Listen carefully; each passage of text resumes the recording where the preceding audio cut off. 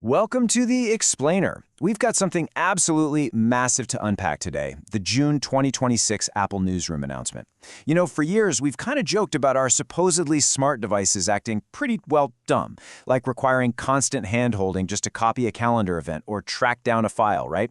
But in this exclusive breakdown for Industryiq, we're going to see how Apple is finally merging raw computing intelligence with our everyday services to fix exactly that. So, get comfortable and let's decode what this huge 2026 milestone actually means for the future of our digital ecosystem.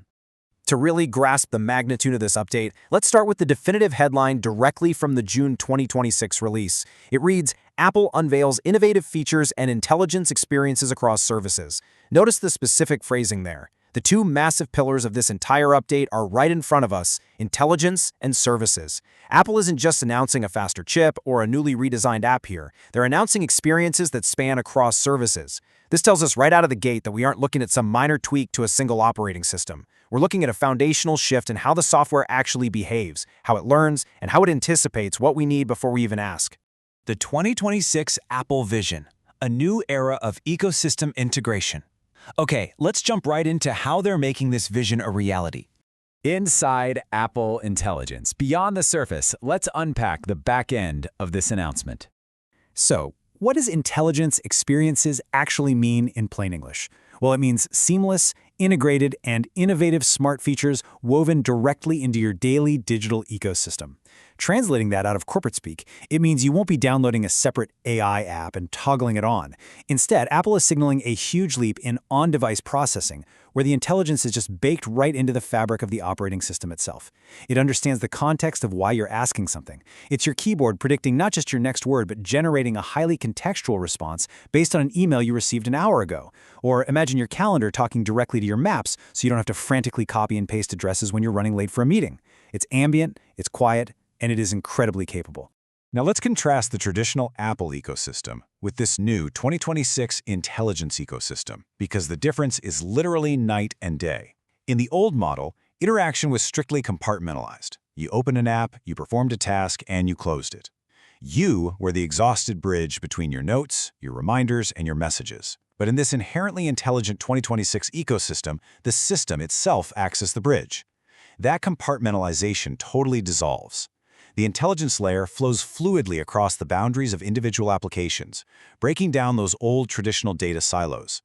It's a major shift from a reactive system, where the device just sits there waiting for your command, to a proactive system that actively anticipates your workflow. A real game changer. Next-gen service innovations, upgrading your digital life. Let's shift gears and look at the front-facing side of things. We've spent a bit of time looking at that invisible back-end intelligence, but here's where the river really meets the road, the front-facing services that you and I interact with every single day. Breaking down this cross-service integration, it basically boils down to three core things: innovative new features, built-in intelligence experiences, and seamless cross-service integration. The absolutely crucial point here is how this intelligence is practically applied. Innovative new features means entirely new tools we've literally never seen before. Built-in intelligence means the services we already know and love, like our cloud storage, Apple Music, and fitness, are getting dramatically smarter. And that seamless cross-service integration? That's the absolute glue holding it all together. It means your music service knows your workout routine. Your productivity apps sync effortlessly with your communications, and the whole shebang operates as one cohesive assistant tailored specifically to your habits. The ecosystem evolution. Connecting the dots. Let's look at how these two massive concepts actually interlock. Let's just pause for a quick second here. What does all this intelligence integration actually mean for your everyday digital routine? Because at the end of the day, this is the core of why this matters to us. It's not just that Apple made their services a bit better or their backend a little smarter. They built the intelligence specifically to serve the services. They're deeply, inextricably linked now. Because of this interlocking architecture, you get a massive reduction in digital friction. It means way less time organizing your digital life and a whole lot more time actually living it. The routine, mundane tasks of cross-referencing and scheduling, those are handled entirely by the system itself. Your devices become less like simple tools you wield and much more like an invisible, highly competent support staff that anticipates what you need before you even realize you need it. Ultimately, it brings us to this one big question. If Apple's services are now inherently intelligent, are we upgrading our software? Are we upgrading our reality? That's a pretty provocative thought, right? When the digital ecosystem flawlessly anticipates our needs, the line between upgrading our tech and fundamentally upgrading how we interact with the world around us really begins to blur.